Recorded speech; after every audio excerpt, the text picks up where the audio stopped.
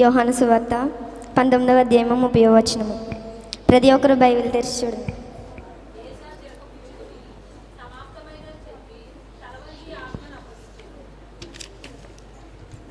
యేసయ్య సిలువ మీద పలికిన మాట సమాప్తమైనది.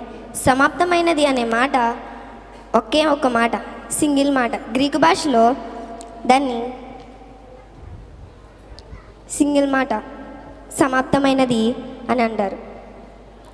ఆ మాటలో ఎంత అర్థం ఉందంటే there is deep meaning that single word. దీన్ని ఇంకో మాటలో చెప్పాలి అంటే పలకబడిన శ్రేష్టమైన మాట అంట. ఏం మాట? పలకబడిన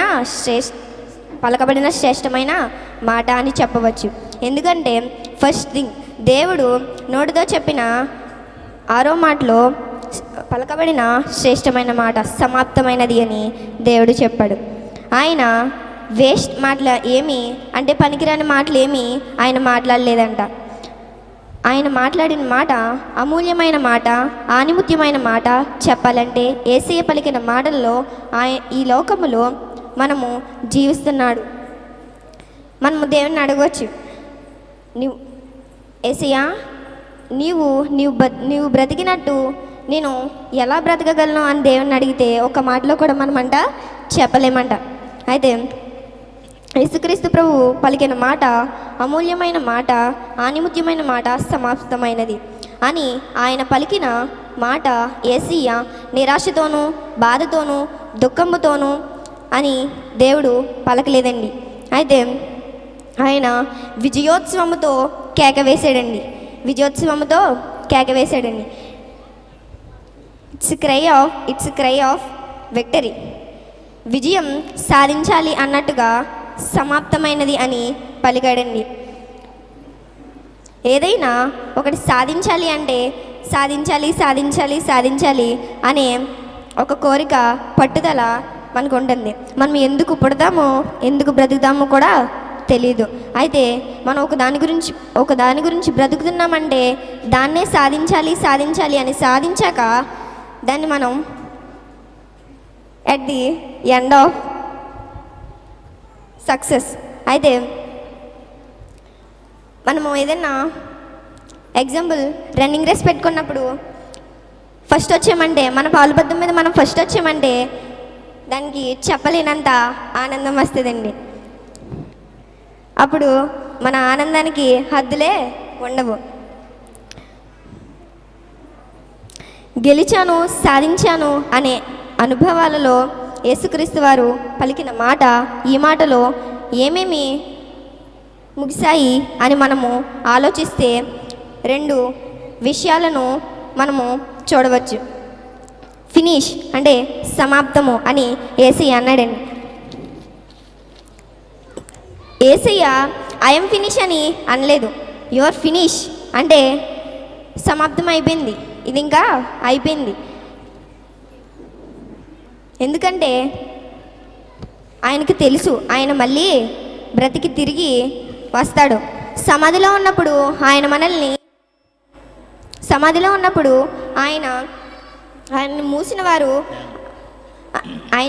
వారు చాలామంది ఉంటారు, కానీ వాళ్ళు చనిపోయినా వాళ్ళు తిరిగి రాలేరు. ఆయన తెలుసు కాబట్టి ఆయన మంచి సంతోషముతో ఉన్నాడు.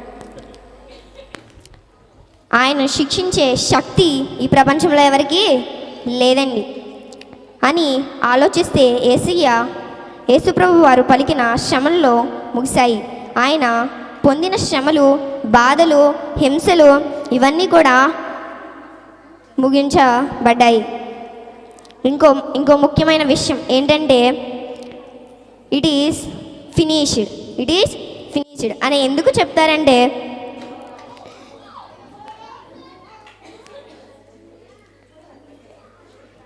అవ్వలేని పనిని కూడా ఆయన సుసాధ్యంగా చేశాడు. అవ్వలేని పనిని కూడా ఆయన సాధ్యం చేసి ఆయన పూర్తి చేసి సంపూర్తిగా ఉన్నాడు.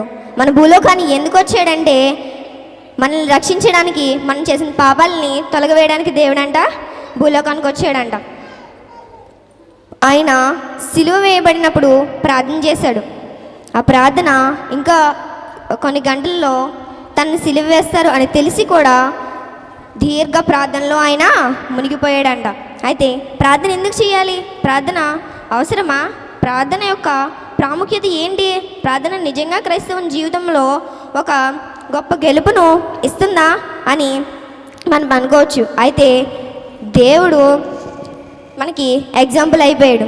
దేవుడు మనకి ఎగ్జాంపుల్ అయిపోయాడు. అంటే యేసుక్రీస్తు ప్రభు వారు శిలువ మరణానికి ఇంకా కొన్ని గంటల్లో వెళ్తారు అని కూడా ఆయన ప్రార్థన చేయడాన్ని బట్టి మనకు తెలుస్తుంది. యోహాను సువార్త 17:4.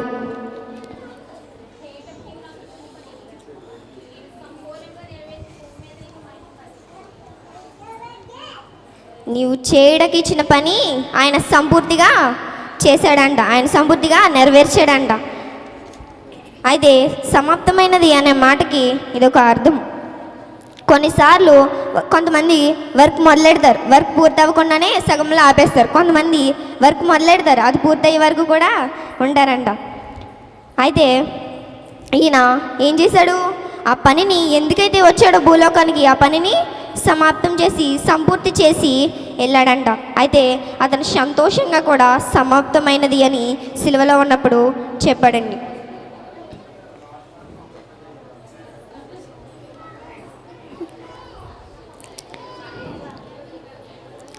ఆయన ఈ లోకానికి ఎందుకు వచ్చారు అని అంటే, ఆయన ఎందుకు వచ్చారంటే మనల్ని, నిన్ను నన్ను, మన పాపాలని తీసివేయడానికి ఆయన వచ్చి ఆయన సిలువ వేయబడ్డాడండి. యేసు ప్రభు ఈ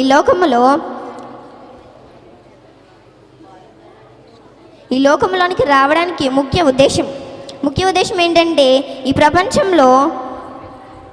ప్రపంచం యొక్క రక్షణ ఆయన తెచ్చాడు. అంటే మన పాపాలన్నిటిని కూడా ఆయన మోసాడంట. సిలువ వేసినప్పుడు ఆయన పొందిన చాలా నరకాన్ని అనుభవించారంట. అయితే లూకాసు వార్త 2:41. పస్కా పండుగను ఆయన తల్లిదండ్రులు ఏటేటా యెరూషలేములో వెళ్ళుచుడు వారు ఆయన 12 ఏళ్ల వయసులోనే ఆయన వాళ్ళ తండ్రిదండ్రుల కన్నా ముందుండేవాడంట. అయితే ఒకసారి పస్కా పండుగ నాడు వీళ్ళ తల్లిదండ్రులు యెరూషలేములోనికి వెళ్తున్నప్పుడంట, వీళ్ళ తల్లిదండ్రుల కన్నా ముందు యేసుప్రభు వారు బయలుదేరారంట. కొంతమంది అంటారు, ఎగ్జాంపుల్, తల్లిదండ్రులు ఊరెళ్తున్నప్పుడు అక్క చెల్లెళ్ళు, అన్న చెల్లెళ్ళు ఇలా ఉంటారు. అయితే అమ్మ మీరు వెళ్ళిపోండి, మేము ఉండిపోతామా అని అంటారు. అయితే అప్పుడు యేసుప్రభు అలా చేయలేదంట. నేనే ముందుంటానని చెప్పేసి తల్లిదండ్రుల కన్నా ముందు బయలుదేరి అక్కడికి వెళ్ళారంట. లూకాసు వార్త 3:49. ఆయన మీరేలా నన్ను వెతుకుచుండిరి, నేను నా తండ్రి పనుల మీద నుండవలెనని మీరెందరుగా అని వారితో చెప్పాను. మీరు ఎరగరుగా అని వారితో చెప్పానంట. యేసుప్రభు గారు వాళ్ళ తల్లిదండ్రుల పనిలో కూడా ముందున్నారంట. యేసుప్రభు గారి ఆలోచన ఏంటి? దేవుని పనిలో ముందుండాలి. అయితే యోహాను సువార్త 4:30. వారు ఊరిలో నుండి బయలుదేరి ఆయన యొద్దకు వచ్చిచుండిరి. ఊరిలో నుండి బయలుదేరంట ఆయన యొద్దకు వచ్చారంట. యోహాను సువార్త 4:34. యేసు వారిని చూచి, నన్ను పంపిన వారి చిత్తము నెరవేర్చుటయు ఆయన పని తుదమట్టించుటయు నాకు ఆహారమై ఉన్నదంట. ఏమై ఉన్నదంట? ఆహారమై ఉన్నదంట. అయితే వీళ్ళు చేసిన ప్రతి పనిలోని కూడా దేవుడు వీరి చుట్టూ ఉన్నారంట. ఆయన జీవితంలో ఏ చెడ్డ ఆలోచన లేదంట. అయితే కొండ మీద వాళ్ళ శిష్యులతో ఉన్నప్పుడు 5 రొట్టెలు 2 చిన్న చేపలు ఆయన 5,000 మందికి పంచాడంట. అప్పుడు సమరయ స్త్రీ అక్కడ ఉందంట. అయితే తనతో మాట్లాడి ఉన్నప్పుడు మళ్ళీ శిష్యుల దగ్గరికి వెళ్ళినప్పుడు శిష్యులు యేసుప్రభు గారిని అన్నారంట, యేసయ్యా మీరు తనతో మాట్లాడి అలసిపోయినట్టున్నారు, విశ్రాంతి తీసుకోండి అని అన్నారంట.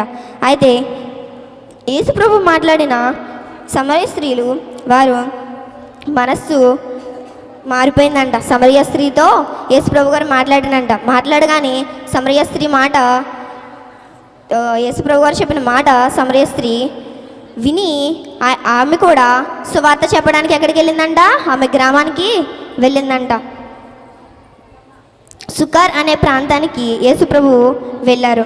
అయితే అక్కడ సమరయ స్త్రీ కూడా ఉంది. దేవుడు మన కోసం ఎవరిని అనుకున్నాడు? ఏమని అనుకున్నారు? మన గురించి దేవుడు అనుకున్నాడంట. ఏంటి? నేను వీళ్ళని చాలా వరకు చూశాను, నేనే మొదటి నుంచి కావలిగా ఉన్నాను. అయితే ఏంటి వీళ్ళు ఎంత చెడ్డగా మారిపోతున్నారని దేవుడు అనుకోగానే అప్పుడు వీళ్ళు అనుకున్నారంట, దేవుడు వచ్చాడు ఏం చేస్తాడో అని ఆలోచించారంట. అప్పుడు దేవుడు వీళ్ళ పాపాలన్నీ క్షమించి సిలువ మీద తను మరణించాడంట. దేవుడు ఇచ్చిన పరిశుద్ధ వాక్యం నేర్చును గాక.